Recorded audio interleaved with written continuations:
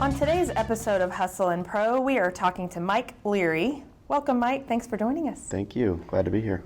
So, Mike, you're a producer for the Dallas Stars, and I am super interested to learn about that, what that means, and how you actually got to this point of being behind the scenes in sports.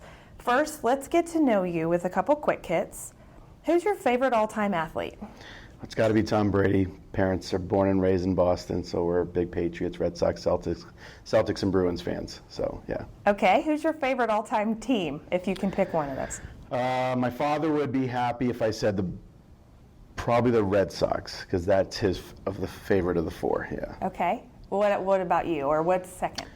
Probably Patriots, because I was a football player growing up through high school and college, so football's always been my favorite sport. Okay. So probably Patriots. Well, the next question is, what's your favorite sport to watch? Football, by far. And play? Yes. Football and football. Yes. Okay. And now you don't work in football right now. Not full time. Okay. I do some freelance games for high school, Okay. and I'm doing some college football this year for Fox Sports Southwest. I didn't know that. Awesome. Yeah.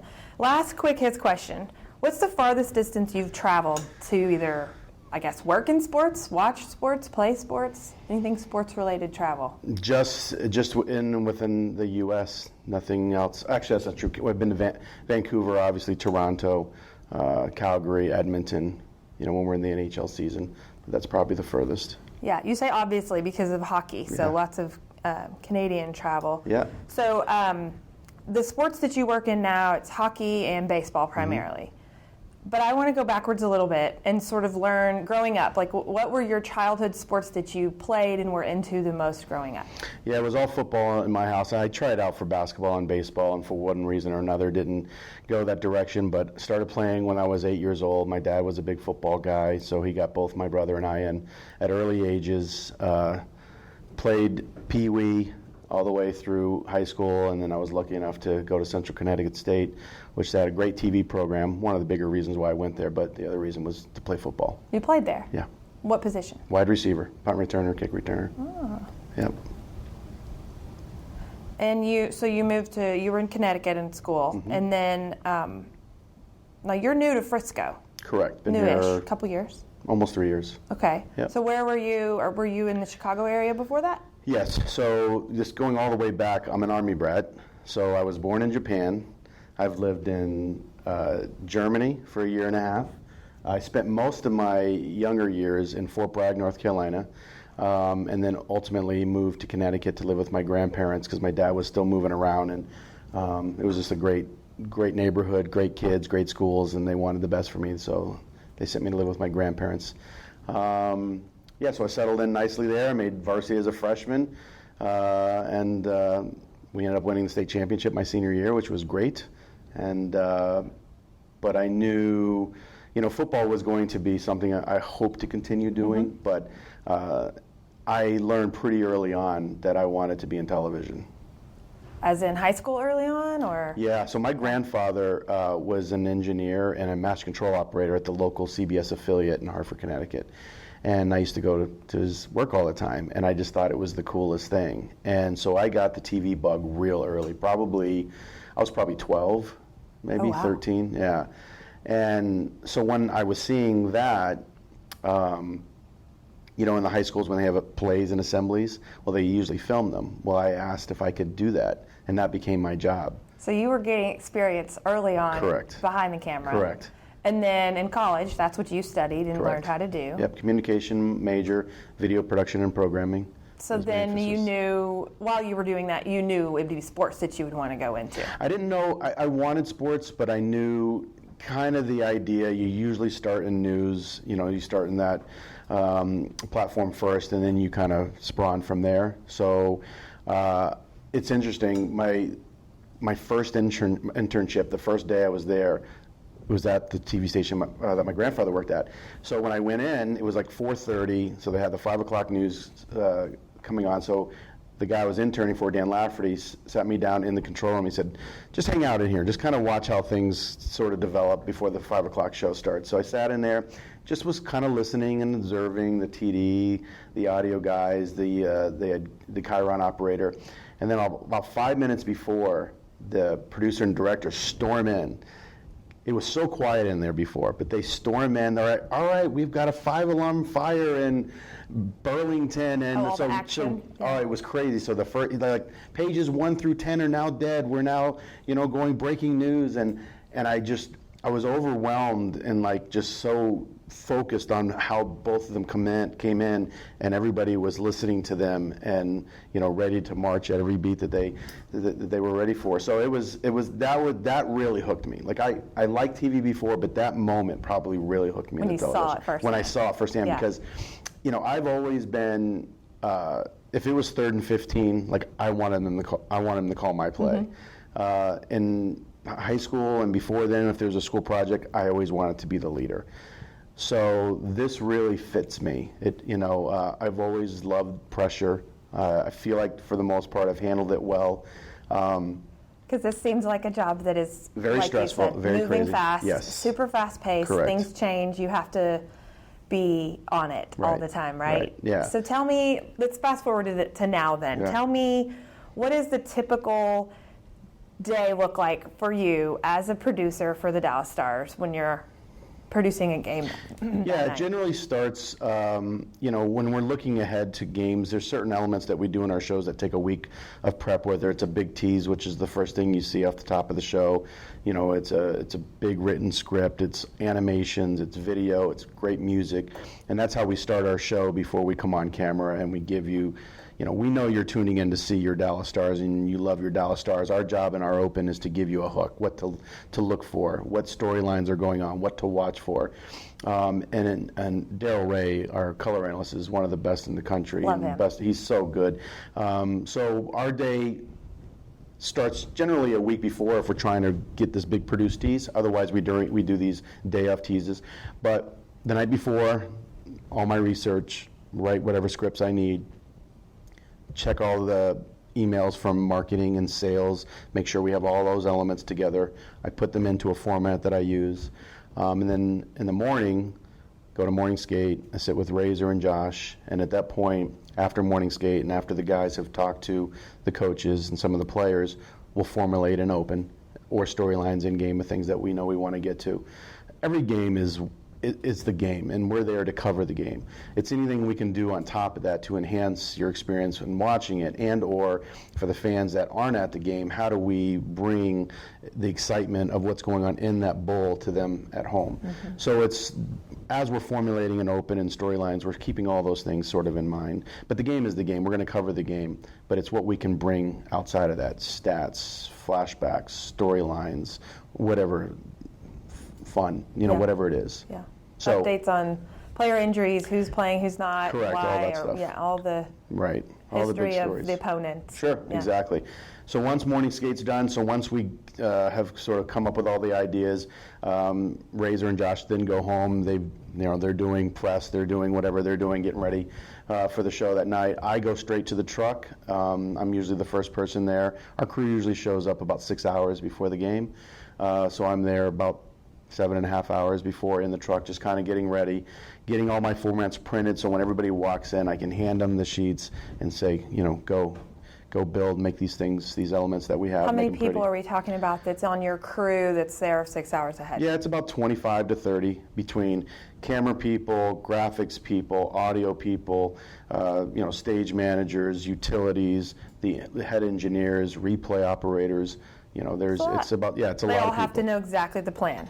Pretty much, yeah. I mean, everybody has certain responsibilities that are day to day, so they come in and start doing those. There's a few positions, graphics and lead EVS, that get to work right away on the things that I know I need them to build, and then they'll delegate within their departments.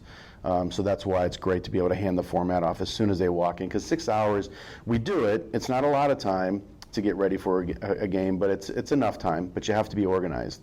Those are the things that I think I've always been great at, just being organized. My thought has always been, if I can hand this to you quickly and give you plenty of time, then you can build something pretty that makes our show look great. Right. So I try to be as organized as possible for those people that are handling those positions that do the creativity side, building the teases, packages, graphics. The things that we see before. So then when we're talking game time starting, are you in the truck this entire time everything's happening? The only time I leave is to go see the announcers in the booth and go to have dinner. Okay. Other than that, I'm in the truck the entire time. So when it's game time, because these are long games too. Yeah, right. 3 hours here? Yeah, for hockey it's 2.5, 2:45. Yeah. Baseball, yes, they can be 4.5. Yeah. But last night Rangers did a 2:19, so you never know. Quick game. Quick game. You Mike never know. Miner, he was great last night. Yeah. So when this is happening, what is your role? Are you verbally, spitting orders out all over the place verbally and Yes. telling cameras to cut and go, and what are you actually doing? Yeah, so the way I sort of try to explain it for people that don't know television and what we do, the producer is like the head coach. He's the one that has the ideas and what direction the show's going to go. The producer calls replays, decides when we're going to break, how we're going to break, what we're doing coming out of break, when we're going to read a promo, when we're going to do a storyline, when we're going to do a graphic. I'm the one talking to the announcers. There's constant dialogue between Razor and I in terms of what replays we want to do, what direction we want to go with the show. And then, Josh is our sort of, getting us from whistle to whistle, calling the action, but he also is in talk back, hey, what do you need from me here? Can I get this guy on a whistle? The director of the show, which is Mark Vittorio, he's like our quarterback. So he executes our plan. So if I know I want to go to a certain sequence of replays, I vocalize that to him via, we call our replay machines letters and colors. So like one replay machine might be red, one's blue, one's A, one's X. So during what something might sound like during a game would be, all right, ready to replay to red. So I'm telling that to my director and he's telling that to the TD. All right, go to red. So he'll replay to red, he'll show that replay. All right, stand by to go to X real time, meaning he's going to go to another replay, but he's going to be going faster real. motion. You're going to hear it. So that's what. So and then I can say to him, all right, come out to 24 white with graphic 1 or font 1. So that And knows those are the small in between things that we don't correct. think about when we're watching. It could be a Correct. half second that's just a graphic that's just getting you from one screen to the other, Yes, right? yes. And so it's not just like a cut. You guys put something in there for us to make it smooth. Correct. Yeah, we want to keep the presentation looking as clean as possible, but also give you the information that you need. Where did that hit on the post? Did somebody tip it in the slot? So we're trying to give you that or present that in the best way possible via transitions or super slow-mo cameras or whatever it is. But it's sitting in a truck for hockey is vastly different for baseball. I bet. It's so much faster. It's organized chaos. It's crazy. Baseball has a good pace to it too in the truck, but not even close to hockey. It's just it's nonstop, the hockey. Yeah. And how long have you worked in hockey? So I'll be going into my 18th season. And so before the Stars, you were with the Chicago Blackhawks. Yeah, for 14 years. Yeah. The Blackhawks for 14 years. Wow. Okay. Yeah, and I did White Sox for So I did 2 teams just like I do here. I did 2 teams in Chicago with the White Sox and Blackhawks. So 14 years, and then I came here, and I'm doing 2 teams, but less baseball than I did in Chicago. So that when you talk about the pace, is the pace of hockey the hardest part to keep up with? Yeah, the game moves fast. We really push our shows too. There is this level of quality that we want in our shows, and that's one tier of stuff that we're dealing with. The other is the speed of the game. The game is getting faster than it's ever been. These players are they're just lightning fast up and down the ice, and we're trying to show as much as we can too. With the pace of play, you can go through 3 or 4 minutes without a whistle, and we have to determine between Razor and I, all right, there could be 5 great plays that happen during that stretch. Which ones are we going to show? Because we can't show them all. Right, and you got to rewind. You go back 4 minutes, 2 minutes? Well, that's the thing. So usually as play goes on, I'll mark one machine that has one look of maybe a big save. And then as game continues and there's no whistle, maybe there's a big hit. So now I have another machine that's on the hit. And then maybe there's 2 more that are great saves. And then we finally get a whistle with a big shot off the post that goes into the netting. So now you're like, okay, what are we showing? What's most important? And it's instantaneous. And that's just the shared responsibility between Razor and I. I'm always going to, he played the game. He's been playing this, he's had a hockey stick in his hand since he was 3. I will always defer to him. And he's got to be the one that speaks over the replay. Correct. Well, so if he didn't think that was that important, Right, and listen, and if I show him something that maybe he didn't think was that important, he's still going to do it, and he's going to do it well because he's a pro. Sure. But yeah, there is a healthy communication back and forth between him and I that has to happen quickly, because if you don't, so once you go away from action to a replay, you're always taking a chance because they're not waiting for us on the ice. They can get back at it right away. Right, so we have to get into those replays quickly and out so we can see that next drop of the face-off and go. Because if you don't, if there's a face-off in the zone and it's a one pass out from the drop, that puck can go in the net. You could miss it. Yeah. So and that won't make it. In 18 years, I've missed one. You've missed one goal. I've missed one Only, goal. that's pretty good. 18 years, yeah. So again, there's this. Everybody, it's like I said earlier, it's an organized chaos. Everybody knows what our responsibilities are. Everybody knows what we're trying to do. It's just actually the execution and getting it done. And I just can't. Even though I'm the producer and I'm governing the show, I need every single person in every single chair in that truck and in the camera guys and the audio guys doing what they do best for us to make it all work. Because we take all these pieces, if it's 40 or figure 40 or 50 pieces, and we shrink them down to one TV screen. We bring them all into one TV screen, which is what you see at home. So we're doing our best behind the scenes. It's crazy, and sometimes there's yelling and screaming.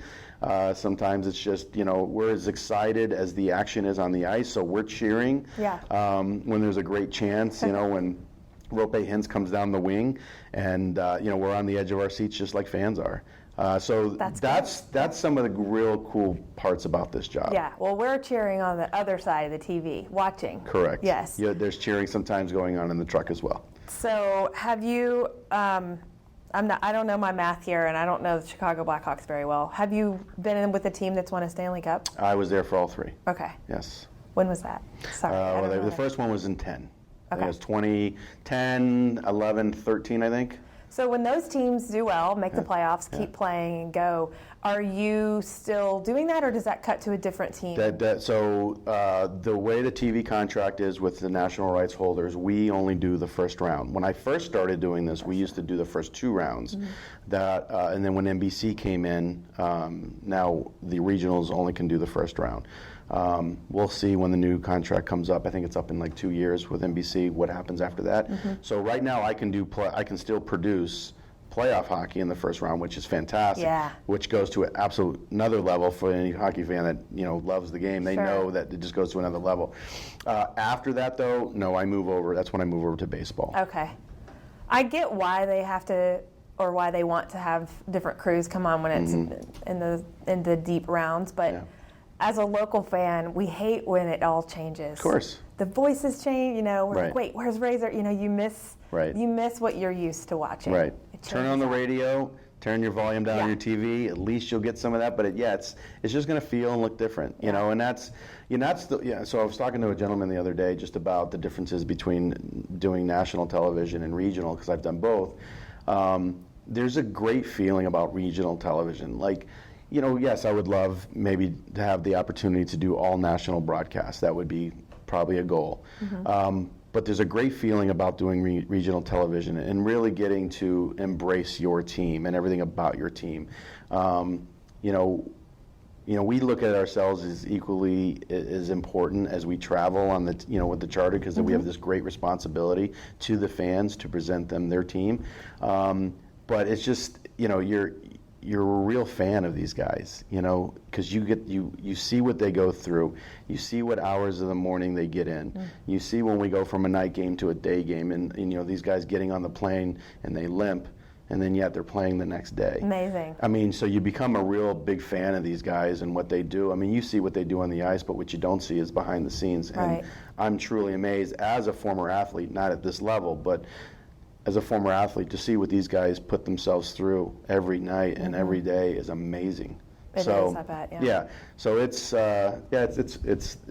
being on the regional side is pretty nice, because you really get intimate with the team. Yeah, which is great. I bet that's one of the best parts of your job. I would agree. Yeah. Yeah, I would agree. Then talking about baseball. So you, like you said, late into the hockey season, you start shifting over a little bit, and then in the summer, that is kind of either you're fill-in or that's what you're doing is Texas Rangers baseball. Correct. Right? Yeah. So there's two of us. There's two producers for baseball. There's so many games. Yeah. So one of the ideas of me coming here was to probably do a little less in the summer. I've got two young kids. My wife's a stay-at-home mom. I just want to be home more, less travel. So that's one of the reasons why I took the job down here in Texas. But I'm doing roughly 55, 60 games for the Rangers every year. That sounds like a lot. It is, but it's, I go from doing, let's just with playoffs, it's 85 games for Stars in 6 months, down to 55, 60. So it's a lighter load, not significant, but it's definitely a lighter load. But when you're looking over 162 games, and I'm only doing 55, right. 60, that's a lot less. Yeah. A lot less than I used to do in Chicago. So, but there are stretches that it's, you're going on these long road trips, so you're away from your family. You could be away 9, 10, 11 days. So that's a challenge, but, when my wife she's all about my job. She loves what I do. She knows that I love what I do, so she handles it pretty well. But yeah, the schedule it's not as, baseball days aren't as long. Just the season feels longer because there's so many games because it's literally every day. It's every day. You have a random Monday, Thursday off, here and there. Like I think the Rangers just had a stretch of 20. They played 20 and 21 days. Ooh, and now they'll get their break. Yeah, a little bit of a break. break. Yeah, that break's coming up. They're on the road right now, but they'll come back. Yeah, they'll recharge during the break, as all the teams do. But it's really a grind. It's interesting. I was telling somebody this the other day. When I played football, if you lost on Saturday, you didn't get over that loss until like Tuesday. You had film on Monday where the coach just, if you lost, he wasn't going to be happy. So the film session didn't go well for anybody. But you didn't really, that loss didn't leave you until Tuesday. I remember traveling my first year, and my first road trip, the White Sox had just lost like 7-0, and we went on the road after that game. And the guys, they were light, they were laughing, and I couldn't believe it. I didn't understand. I'm like, what's going on here? Lost, yeah. You just lost 7-0. I don't get it. But now I do.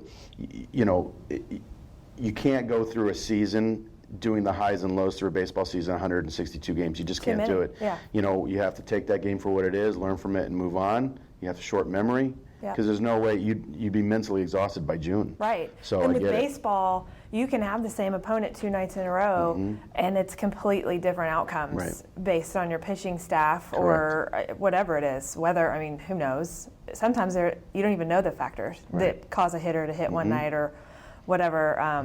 The score to be different between two teams. So yeah, they have to just compartmentalize, move on, and play it the next day. Exactly. What's your favorite part about producing a baseball game? Let's see. The big moments. When I can't get enough of 1-1 games in the bottom of the ninth. You're hanging on every pitch, and that's the other thing I just absolutely respect about the game of baseball. When these games do slow down, the fans are like, all right, let's go. Pitch, get in the box, throw the ball. But I love that battle between two people trying to figure each other out. And I love those big moments. I also do love watching how a pitcher faces a hitter the first time through the lineup, the second, the third, how they learn and adapt and change. Correct, and then vice versa. So those are probably my two favorite things about it. I do love the game. I love the history of the game. But those, again, it's no shocker that probably the best part of it is when it's go time, when it's down to the last pitch. And I like that pressure. I do too. I'm a baseball nut. I love baseball. I took the history of baseball in college just for fun. It was like a at-home, do-it-yourself kind of class, just to read and take tests or whatever. And I love baseball. And I know what you mean. When people say it's slow, it kills me because I'm like, there's so much happening in between every pitch. There's stuff going on, and how's the pitcher reacting, and then when it does happen, it is such a quick, fast millisecond that they have to react and decide. The batter has to decide. So do you like long at-bats then? Yeah, I'd like to see two guys battle. We've gotten into a little bit of that during the art. So we did an art of pitching and an art of hitting theme night over the last few weeks, and we got into that a little bit, where this art of hitting, this last one, I just had Tom Grieve, instead of Dave Raymond calling balls and strikes, we had Tag come in and do sort of play-by-play and just talk the fans through the mentality for both pitcher and hitter through each pitch, and we would put up a graphic that would tell you what the batter's average is on an 0-1 count or if it's a 2-1 count, and we just had him talk over that. And I find that to be just awesome. Is it somewhere I can go find it if I didn't catch it live? Yeah, I mean, you can probably go back on the app and and go watch the game. But there, we did it. I think we did it 4 or 5 times on that Saturday game, and then I did it once or twice again on Sunday, just because I think this is something we're going to continue to do because I found that interesting. Yeah. We have those conversations behind the scenes. We have both announcers have a box in front of them they call the talkback box. So whenever they want to talk to us during the truck and not broadcast their mic over the air, they'll push this button. It'll cut their mic over the air and they can talk to us. So we're having those conversations back and forth during the game, but the fans aren't hearing it. So this is a great opportunity for fans to really get the breakdown of both what the pitcher's thinking right now, what the hitter's thinking through an entire at bat. And then cool. And then when we were looking at this, we were saying, okay, well, we have to do a guy that takes a lot of pitches because it's hard to do for guys like Chu or whoever swing at the first who's going to fit. Yeah, exactly. Yeah. So we're trying to find we're selecting from our hitters that can go deep in counts. They're getting 4, 5, 6 pitches. Yeah. And it's fantastic. I just love that sort of battle between the two of them. That I'm going to go game. find it or pay more attention. Yeah. Well, we'll do it. We'll do it again for sure. Yeah, that's awesome. What's the hardest part about baseball? You told me about the best part, your favorite parts, the big moments. But whereas speed on the ice is the hardest part of a hockey game, what's the hardest part about putting the baseball game package together? Yeah, it's probably. The hardest part is probably when there's a stoppage of play and all the umpires are coming together and we don't know what they're discussing because now we're guessing. Now we're going. So for me, I'm going back on replays and I'm looking at all the replays. Okay, did the hitter, did he touch the base when he was rounding to go to second? Was there interference somewhere? Was there, there's all these things that could possibly be a reason for them to be delaying the game, and you just don't know. That's because you don't want to leave your fans hanging. You just don't want to do that. You want to give them the information quickly. You'll see. Give you an example. So during a game, if they're usually on a regular replay sequence, let's say it's a great 6-4-3 double play. All right, Elvis to Odor over to Guzzi, and it's a great play. I'll show, when I go to replays, I'll show the catch by Elvis over to Odor and the throw over. If it's a close play, I don't show that yet. The first thing I show is that hitter safe or is he out at first? So I'll show that first. I'll show a Mo shot of first base to show that first because fans at home want to know, was he safe or was he out? Then I'll go back and show the highlight. How it develops. Correct. It's just the same with hockey. If we're not sure if it's a goal or not, if the puck went in, there might have been a fabulous hit or a forecheck or turnover that led from one end to the other, which I would normally show you. In replays, you tell the story of how the play happened. But if there's a questionable goal, the first thing you're going to see is the overhead, or I'm going to show you a shot to tell you is it a goal or not. Then we can go back to see all the highlight stuff. Okay. But again, it's letting the fans know right away: is this guy safe, or was that a goal? Even if they're discussing it, we don't know yet. But exactly. That's what they're talking about. Right. Yeah. I'm going to give the fans every look that I have to show them yes, because they want to know, did their team score, especially if it's a close game? Right. Did they score? Did they not? Is that guy safe? Because it's the bottom of the ninth and they're trying to get guys on.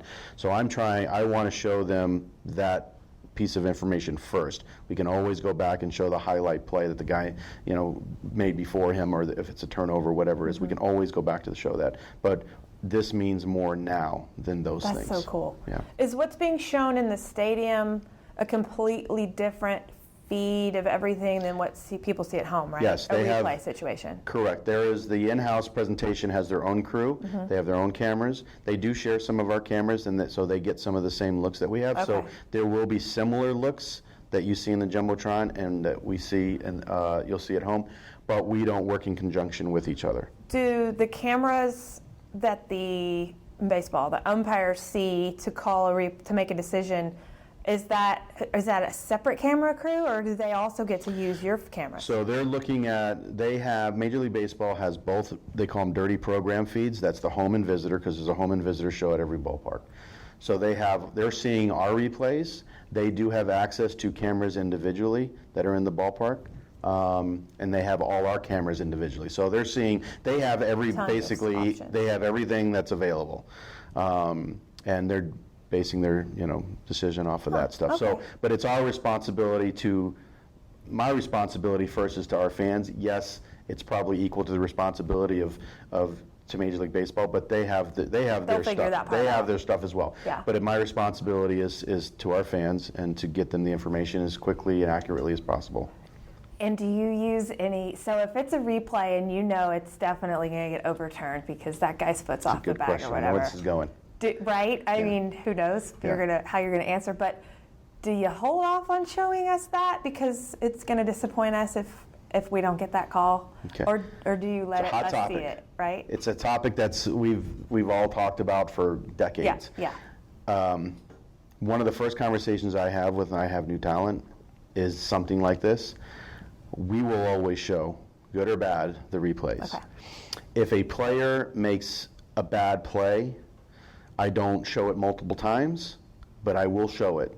If a shortstop or a second baseman, they don't get their glove down, or whatever the situation is, or maybe they don't run fast, I will show one look of it and then move on. You don't want to kick them while they're down. No, exactly. Nobody's more mad than they are. Yeah. So, but it's my responsibility again to give the information to the fans. I will never hold a replay if it goes against our team. We have a responsibility because someone else is going to show that replay. Remember, there's another visiting show or home if we're on the road. Someone else is going to show that. It'll be on Twitter in a few minutes somewhere, yes. right? And this also goes to, and this is a scenario, something that happened when I was in Chicago. If things happen in the dugout, if there's a disagreement with two players or a manager and the player, people are going to see that. So let's just say that I'm at home. We're in Arlington, and there is a dust-up between Woody and a player. If I don't show that, but the visiting team does, or people in the stands do, and we don't show it, people are going to question why we didn't show it. And now they're going. Well, they're business partners with the team. They're protecting their players. They're not credible. So you go down that road. There is, and this. So this, I didn't have it specifically happen to me in Chicago, but it happened in Chicago with Kerry Wood, where he was upset the way a half inning went. He went into the dugout, grabbed one of the guy's bats, and he went up the tunnel to the clubhouse. But you could see him from his from his abdomen down. But you could see the bat just breaking over the wall. He was getting the anger out. The broadcast decided, the home broadcast decided not. He showed it. The producer showed it in the ISO to the talent during a commercial break, but decided not to show it. Well, a writer had come by the booth and saw it. And saw that they didn't put it on the broadcast, and the next morning wrote an article about, this relationship between teams and the networks, and they don't give you all the information. They protect the teams. And I remember sitting in with our president after that, a couple days after, and said, if it happens on the field, you have a responsibility to show it. Now, if your camera is zooming all the way up, that's probably going to be off limits because people in the building can't see that. Yeah. But if it happens on the field or in the dugout, we have a responsibility to show it. Good. So I like that. That's a good, fair game. Correct. If it's out there to be seen. I don't listen. Nobody wants. We love our team and we love the people that work for our team. And I'm not trying to embarrass anybody. But ultimately, I would explain to whoever I report to the team that this would be, if I didn't show it, you would get more backlash this way. It's important for us to show it and move on. Yeah. Tell the whole story. Tell the story and move on. Because that's what you said at the beginning. Yeah. You're there to tell the story of what's going on the ice or the field to the people that can't be there. Right. We're at home watching it. Right. We'd like to be there more often. Of course. My family, we get to about one Stars game a season and one Rangers game a season. Tons of local sports here in Frisco, of course, but not as many in person. So we're watching on TV most of the time. Good. We appreciate all the work. Get those ratings up. More people. We appreciate all the work that you guys put in. It's fascinating to me. I could ask you a million more questions, but maybe next time we'll do a round two. Maybe when hockey season's rolling around next year, we'll dig in again. Great. But thank you for the time. You're welcome. I know you're a busy man. You're always in a truck somewhere producing a show, or a game. Sorry, I know it's not a show; it's a game. So thanks for coming and talking to us. Thank you. Appreciate it.